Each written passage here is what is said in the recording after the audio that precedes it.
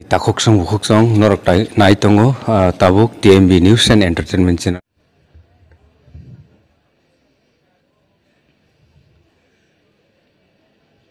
বন্দে বন্দে বন্দে বন্দে বন্দে বন্দে সবাইকে নমস্কার। যতন খুলুমখা।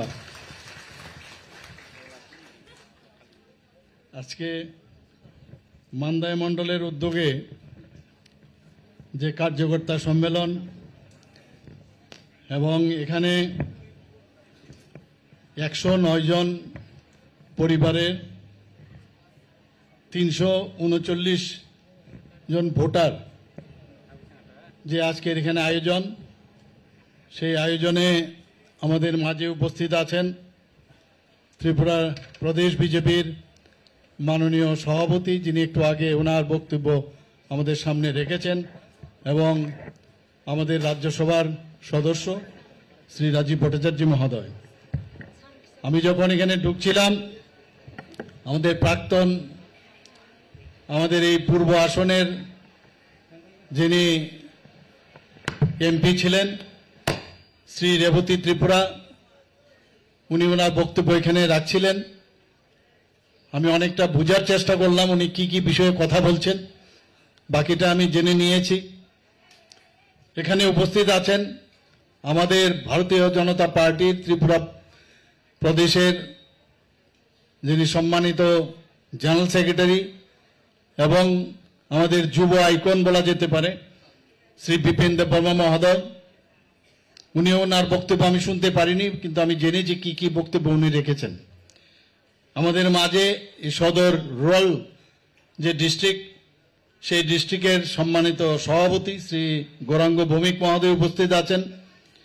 উপস্থিত এখানে স্বাগত ভাষণ যিনি রেখেছেন, যার সভাপতিত্বে আজকের এই সভা, সম্মানিত মণ্ডল প্রেসিডেন্ট শ্রী অভিজিৎ দেববর্মা মহোদয়, এবং আমরা 2023-এর যিনি বিজিত প্রার্থী এই মান্দাই কনস্টিটিউয়েন্সির শ্রী তরিৎ দেববর্মা মহোদয়, এখানে উপস্থিত শ্রী রঞ্জিত দেববর্মা মহোদয়, প্রেসিডেন্ট ডিস্ট্রিক্ট জনজাতি মোর্চার, Shri Bikash Debbarma vice chairman Mandai RD ব্লকের, এবং আমার সামনে ভারতীয় জনতা পার্টির বিভিন্ন স্তরের যারা নেতৃত্বরা এবং কার্যকর্তারা উপস্থিত আছেন, এবং আমার প্রিয় সাংবাদিকরা, সবাইকে আমি হার্দিক অভিনন্দন ও শুভেচ্ছা জানাচ্ছি।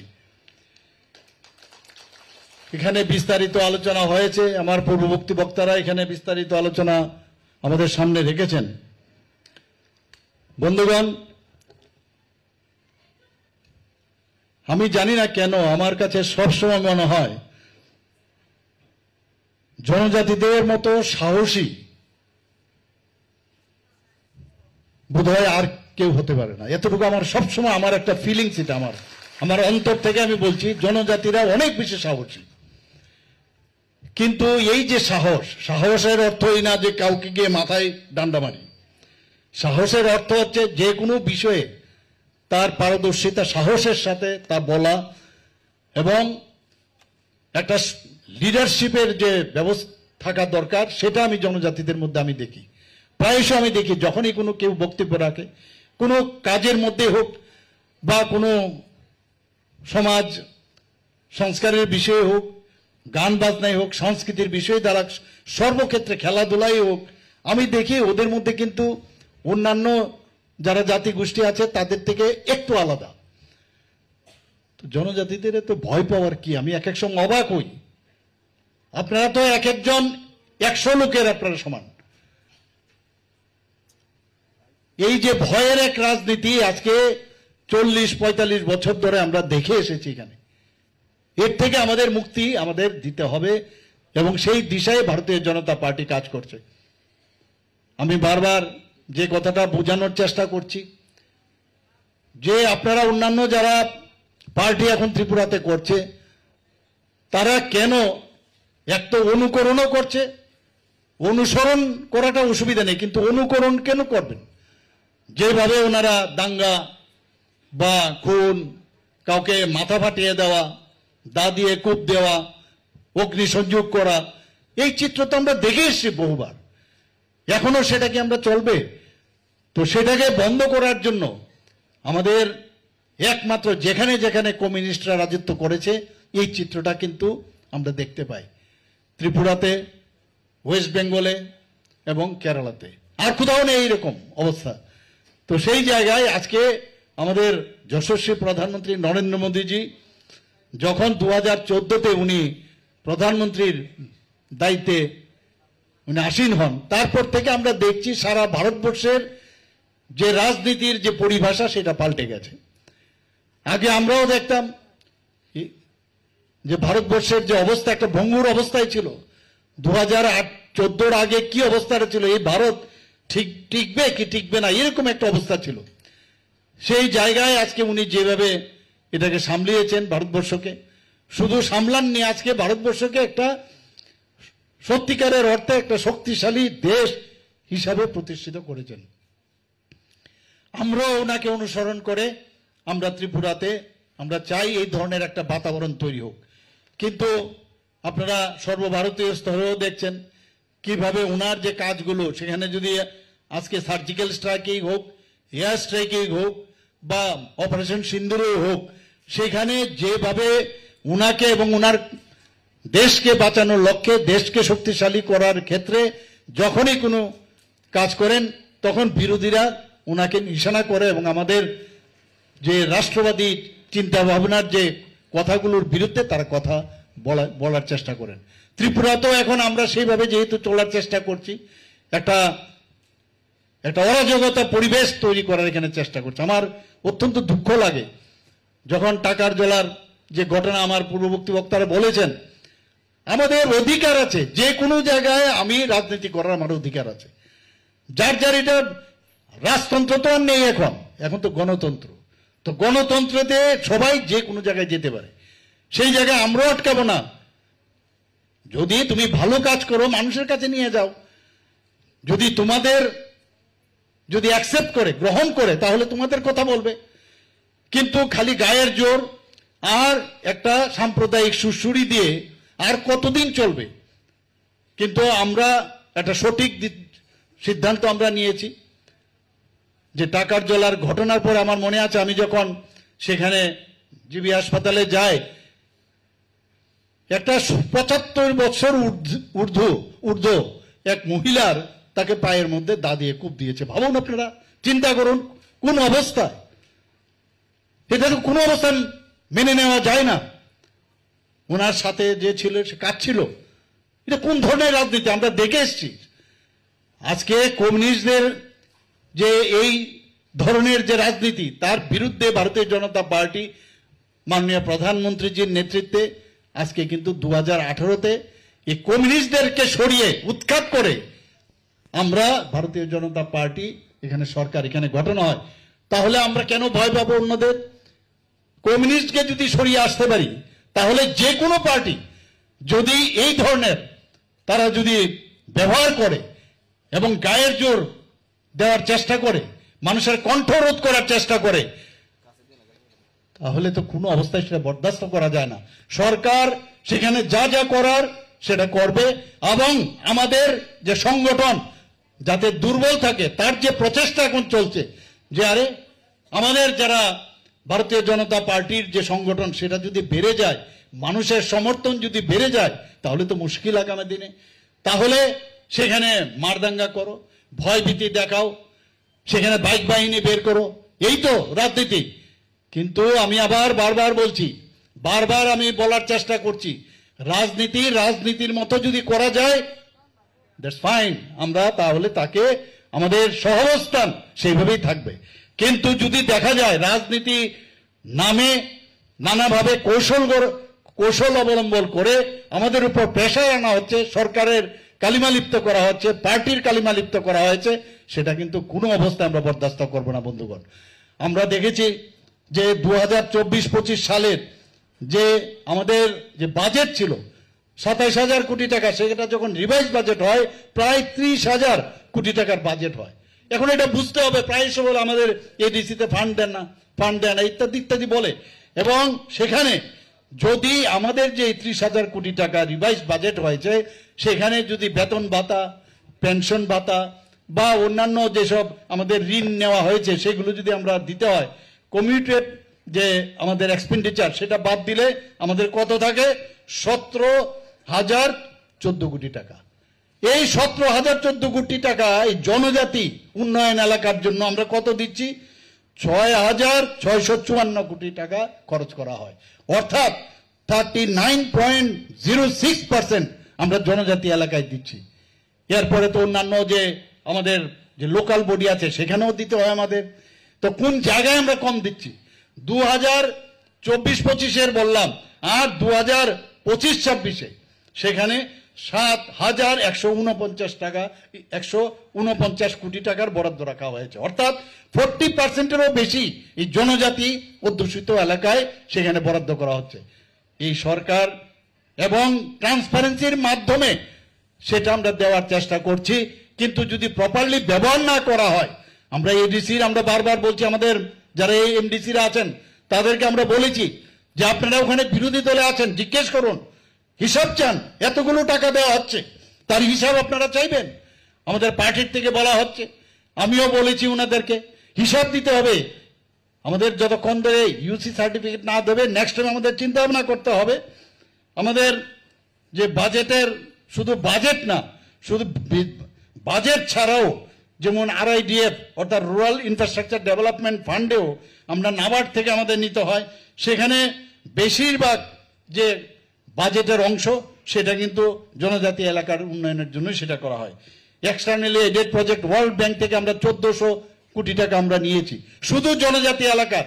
এখানে আমাদের মাননীয় সভাপতিজি বলেছেন কি কি উন্নয়নে, সেখানে রাস্তাঘাটে হোক, সেখানে খেলাধুলার বিষয়ে হোক, সেখানে আপনার সামাজিক উন্নয়নেই হোক, স্কুল কলেজ সব জায়গার তার উন্নয়নের জন্য আমাদের এই জনজাতিদের এলাকার জন্য 2 বছরের মধ্যে আমরা সেই 1400 কোটি টাকার আমরা 1400 করোড়ের আমরা সেই ব্যবস্থা আমরা করেছি।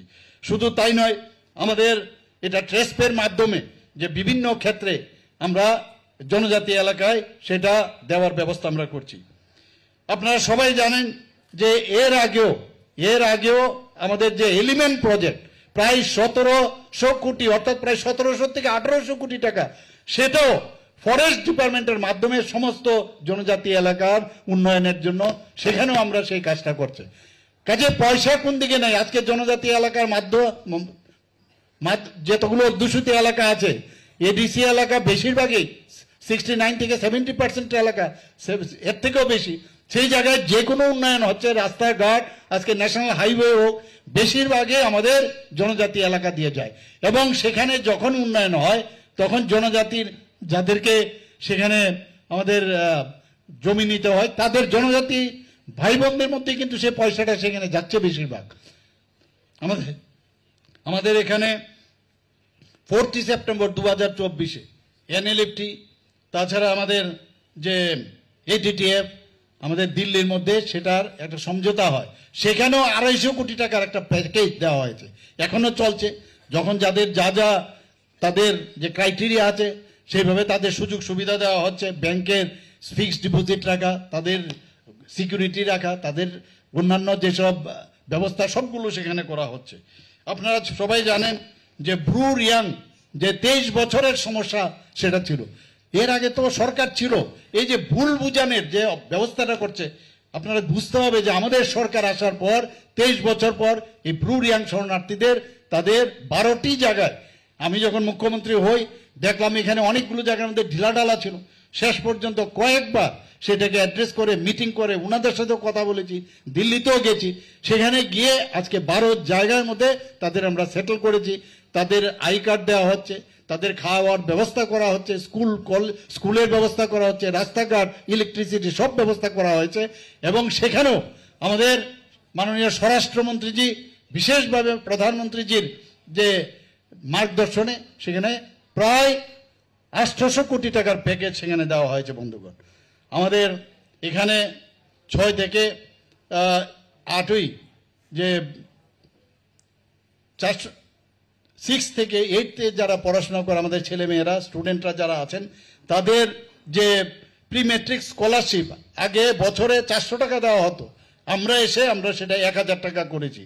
আমাদের প্রায় এখানে জনজাতিদের যে আবাসিকদের যে যারা ওখানে থাকে তাদের ভাতার হার 2018 সালে মাত্র 55 টাকা ছিল, আমি এসে এটা 80 টাকা করা হয়েছে। তো সেইভাবে আমরা চেষ্টা করছি যে জনজাতির অধ্যুষিত এলাকায় আমরা যাতে মানুষের জন্য কাজ করতে পারি। বন্ধুগণ, ওনারা তো এইসবই কথা বলবেন, আর আমরা কাজের মাধ্যমে মানুষের কাছে যেতে চাই। আমি আবার আপনাদের অভয় দিচ্ছি, কোনো ভয় নেই। আমি অত্যন্ত খুশি, যেখানে যাচ্ছি এখন গত 2-3 দিন ধরে আমি বিভিন্ন জায়গায় যাচ্ছি, মহিলারা, আমাদের যে জনজাতি মেয়েরা আছেন, বোনেরা আছেন, তাদের উপস্থিতির সংখ্যা অনেক বেশি। আমি দেখছি যে তারা কিন্তু বুঝতে পারছে। এর জন্য আমি জনজাতি মা ও বোনেদের আমি বলবো, আপনারা একটু শক্তি আরো বেশি, আপনারা এমনি শক্তিশালী, আপনারা এই ভারতীয় জনতা পার্টিকে আরো শক্তিশালী করার জন্য আপনারা মানুষকেও বুঝান, নিজের ফ্যামিলিকেও বুঝান, তাহলে ভারতীয় জনতা পার্টি আরো শক্তিশালী হবে। আমরা দেখেছি এর আগে অনেক সরকার ছিল, আগে মহারাজাদের কোনো রকম কিন্তু সেরকম সম্মান দেয়নি। আমরা এসে মহারাজাদের কিভাবে সম্মান দিতে হয় আমরা দেখেছি। যে ভালো কাজ করছে, যারা ভালো কাজ করে এসছে, মানুষের জন্য কাজ করেছে, কেন সম্মান আমরা দেব না? আজকে প্রধানমন্ত্রীজি নিজে এসে মহারাজা বীর বিক্রম কিশোর মাণিক্য বাহাদুরের নামে আজকে এয়ারপোর্ট সেটা উনার নামে নামাঙ্কিত করেছে। শুধু তাই নয়, ওখানে একটা মূর্তি সেখানে স্থাপন করা হয়েছে। আমাদের এই মহারাজা বীর বিক্রম কিশোরের যে 19শে আগস্ট ওনার জন্মদিন, আমাদের সরকার আসার পর ছুটি ঘোষণা করা হয়েছে। আজকে এয়ারপোর্ট থেকে যদি আপনি আসুন, আমি যখন মুখ্যমন্ত্রী হই, আপনারা সবাই জানেন আমাদের যে সারা পৃথিবীর, সারা ভারতবর্ষে যিনি বিশিষ্ট সুরকার ছিলেন, গায়ক ছিলেন, আমরা মহারাজার ফ্যামিলিরে এসডি বর্মনের মর্মর মূর্তি আমরা এখানে প্রতিষ্ঠিত করেছি লেম্বুছড়াতে, আপনারা নিশ্চয়ই দেখেছেন। আগরতলার যে মেইন যে কামানচুমনির পাশে একটা আইল্যান্ড, আমার বাড়ির ঠিক সামনেই, আমরা ছোটবেলায় দেখেছি এই আইল্যান্ড 0 মাইল ফলক ছিল, সেখানে ওইটাকে উঠিয়েছি। সেখান থেকে উঠিয়ে মহারাজা বীর বিক্রম, আমার পূর্ববর্তী বক্তা বলেছেন, মহারাজা বীর বিক্রম ছিলেন আধুনিক ত্রিপুরার রূপকার। তো ওনাকে সম্মান দেওয়ার জন্য সেখানেও মহারাজার মূর্তি আমরা প্রতিষ্ঠিত করেছি। বন্ধুগণ, আমরা যে 12টি ব্লককে এসপিরেশনাল ব্লক হিসাবে আমরা ঘোষণা দিয়েছি। গড়িয়া পূজার ছুটি আগে একদিন ছিল, আমরা এসে 2 দিনের ঘোষণা আমরা করেছি, যাতে আরো বেশি করে গড়িয়া পূজার যে ছুটি এই সবাই জনজাতিরা যাতে তাদের ভালোভাবে পালন করতে পারে। সংগ্রামা যে তাদের পূজা হয় সেখানে আমি গিয়েছিলাম, সেখানে ওনারা বারবার আমাদের কাছে বলছিলেন যে সংগ্রামার একটা পুজোর ছুটির আপনার ঘোষণা করুন। ক্যাবিনেটে আমি এসে সাথে সাথে আমি কথা বললাম এবং সংগ্রামার যে পুজো সেটাকে মাথায় রেখে একদিনের রেস্ট্রিক্টেড হলিডে আমি কিন্তু ঘোষণা করেছি। আপনারা সবাই জানেন যে আমাদের এখানে যে একলব্য মডেল রেসিডেন্সিয়াল স্কুল, এতগুলো মডেল ভাবা যায় কোনোদিন যে ত্রিপুরাতে জনজাতির অধ্যুষিত এলাকায় ছেলে মেয়েদের তাদের পড়াশোনার কথা চিন্তা মাননীয় প্রধানমন্ত্রীজি করছেন। সেখানে আজকে আমরা যদি দেখি প্রায় 21টার মতো আমাদের EMRS সেখানে অলরেডি অনুমোদন দিয়েছে, 12টা অলরেডি শুরু হয়েছে, 6টা এই মার্চ এপ্রিলের 26-এ কমপ্লিট হবে, বাকিগুলো পরবর্তী সময়ে কমপ্লিট হবে। আমি এবার দিল্লিতে গিয়েছি, সেখানে আমি বললাম যে ক্রাইটেরিয়া ফিক্স করা হয়েছে যে জনজাতি যদি ওই এলাকার মধ্যে তাদের এটা যদি এই সংখ্যা যদি থাকে এবং এই সংখ্যার 50% যদি দেখা যায় পপুলেশনের জনজাতি, তাহলে সেখানে EMRS দেওয়া যাবে। আমি সেই ক্রাইটেরিয়া নিয়ে কয়েকটা জায়গায় রিল্যাক্সেশন করার জন্য আরো 15টা যাতে EMRS আরো এই ধরনের স্কুল যাতে করা হয় তার জন্য আমি ডিমান্ড এবার দিল্লিতে গিয়ে আমি সেটা করে এসেছি। আমাদের এখানে আজকে যে 2019 থেকে আমরা সম্মান কিভাবে দেই, আমরা কাজের মাধ্যমে প্রমাণ করতে চাই। 2019 থেকে আমরা এসেছি 2018, 2019 থেকে 2024 পর্যন্ত কোনোদিন যেটা করা হয়নি। পর পর পর পর আমাদের বিশিষ্ট জনজাতি যারা লিজেন্ড ব্যক্তি আছে তাদেরকে মাননীয় প্রধানমন্ত্রীজি কি দিয়েছেন, পদ্মশ্রী উপাধি ভূষিত করেছে। বন্ধুগণ, আমাদের এখানে যারা রাজ্যের জনজাতি সম্প্রদায়ের যারা সমাজপতিরা আছেন আপনারা সবাই জানেন, তাদেরকে আমাদের সরকার আসার পর 2000 টাকা করে তাদের সাম্মানিক দিত। কিছুদিন আগে আমি যখন এই আমাদের ক্যাবিনেটে আমি বসলাম এবং সেখানে আমি প্রেস করলাম যে কেন 2000 টাকা, সেটা কেন 5000 টাকা করা হবে না, এবং সেখানে আমরা সেই অনুমোদন নেই। 5000 টাকায় দেখা গেছে যে 2000 টাকা যখন দেওয়া হতো, তো এর মধ্যে অনেক জনজাতি সমাজপতি, তারা অনেকে অলরেডি পেনশন পাচ্ছেন বা কেউ অলরেডি সরকারি কর্মচারী, তাদের জন্য একটা ক্যাপিং ছিল যে তারা কিন্তু পাবে না। আমি সেই আমাদের ক্যাবিনেটের সাথে ডিসিশন নিয়ে সেটা উঠিয়ে দিলাম। দেওয়ার পরেও আমরা দেখছি 13-14 জন, আজকে 19টি জনজাতি গোষ্ঠী যদি হয় তার মধ্যে মাত্র 13 জনের মতো পাবে, 14 জন পাবে। আমি বললাম তাহলে 19টি জনজাতি গোষ্ঠী কেন পাবে না? তো আমি বললাম যে নিশ্চয়ই ওদের এই সিস্টেম যদি নাও থাকে, ওদের যে সমাজের তো কেউ হেড থাকবে, যিনি হেড আছে বা প্রধান আছে, তাকে আমরা 5000 টাকা করে দেব। শুধু তাই নয়, আমরা আরো যারা সাব ট্রাইবস আছে, আমি জিজ্ঞেস করলাম কতগুলো জনজাতি গোষ্ঠী এই ত্রিপুরাতে আছে, তখন আমাকে চিফ সেক্রেটারি সেখানে বললেন যে প্রায় আমাদের 40+ আরো জনজাতি গোষ্ঠী আমাদের ত্রিপুরাতে আছে। আমি জানি না এখানে জনজাতি গোষ্ঠী আমার ভাই ও বোনেরা এখানে আছেন, আপনারা এতটুকু আছে আপনারা জানেন কিনা আমি জানি না, কিন্তু আমি বললাম যে তাদেরকেও, ডিএমকে আমি নির্দেশ দিলাম যে আপনারা খুঁজে বের করুন। আমরা চাই না তাদের আইডেন্টিটি নষ্ট হোক, তাদেরকে আমরা বাঁচিয়ে রাখতে হবে, এবং প্রতিটি তাদের যারা লিডার তাদেরকেও 5000 টাকা করার আমরা ডিসিশন নিয়েছি। বন্ধুগণ, বড় বড় কথা আমরা আগেও শুনেছি, বড় মোড়া পাহাড়ের নাম আমরা এসে হাতাই কোতর আমরা দিয়েছি, আমরা গন্ডাছড়া মহকুমার নাম গন্ডা তৈসা দিয়েছি, 18 মোড়ার নাম আমরা হাচুক বেরেন দিয়েছি। এই যে সম্মান আমরা কিভাবে জনজাতিদের দিতে হয় আমরা সেটা খুব ভালো করে জানি, এবং এই যে মেলবন্ধন, যেটা জাতি জনজাতি সেপারেট করে ডিভাইড করে রাজনীতি কোনোদিন সম্ভব হবে না, কেউ শান্তিতে থাকতে পারবে না। অনুপ্রবেশের বিষয়ে অলরেডি কথা বলেছে, আমি বিধানসভার মধ্যে তার উপযুক্ত আমি জবাব দিয়েছি, কিন্তু আননেসেসারি বাইরে এসে একটা মানুষের মধ্যে বিভ্রান্তি সৃষ্টি করার জন্য এই কাজ করে এই কাজগুলো করছেন। বিধানসভার মধ্যে ওদের রা শব্দটাও নেই, উত্তরই ছিল না। প্রতিটি ডিমান্ড যা যা ওনারা এখানে বলেছেন তার প্রতিটি প্রশ্নের উত্তর আমি সেখানে দিয়েছি। বন্ধুগণ, আমরা সবাই জানেন যে আমাদের যে সেন্ট্রালের অনেকগুলো স্কিম থাকে, আমাদের স্টেটের জনজাতিদের উন্নয়নের জন্য অনেকগুলো স্কিম থাকে। এই স্কিমগুলো রূপায়ণের ক্ষেত্রে আমরা সাব ডিভিশনাল লেভেলে, ডিস্ট্রিক্ট লেভেলে আমরা টিসিএ সমকক্ষ অফিসার, আমি কিছুদিন আগে আমাদের ক্যাবিনেটের ডিসিশন নিয়ে আমি সেখানে পর্যন্ত সেটা দিলাম। শুধু তাদের কাজে ওপে যতগুলো স্কিম আছে সেগুলো ওনারা দেখা, আমাদের সেখানে টিসিএস পদমর্যাদার যে ডিস্ট্রিক্ট ট্রাইবাল ওয়েলফেয়ার এবং sub divisional tribal welfare officer করে আমরা নিযুক্তি দিয়েছি। বন্ধুগণ, 84টি বনধন বিকাশ কেন্দ্র আমরা স্থাপন করেছি। আমরা এর মধ্যে বিশেষ অর্থনৈতিক যে উন্নয়ন প্যাকেজ আমরা ঘোষণা করেছিলাম, এর মধ্যে 100টি মার্কেট স্টল অলরেডি নির্মাণ করা হয়েছে। আমি জানি না আপনারা নিশ্চয়ই দেখেন, এটা কিন্তু এমনিতে হয় না। আমরা যদি সেইভাবে আমরা ডিজাইন না করি, সেইভাবে যদি আমরা চিন্তা ভাবনা না করি, সেগুলো এমনিতে হয় না। সেখানে আবার 100টি স্টল গভর্নমেন্ট লেভেলে যখন হবে, তার 50% কিন্তু মহিলাদের জন্য সংরক্ষিত, আপনারা নিশ্চয়ই জানেন সেটা।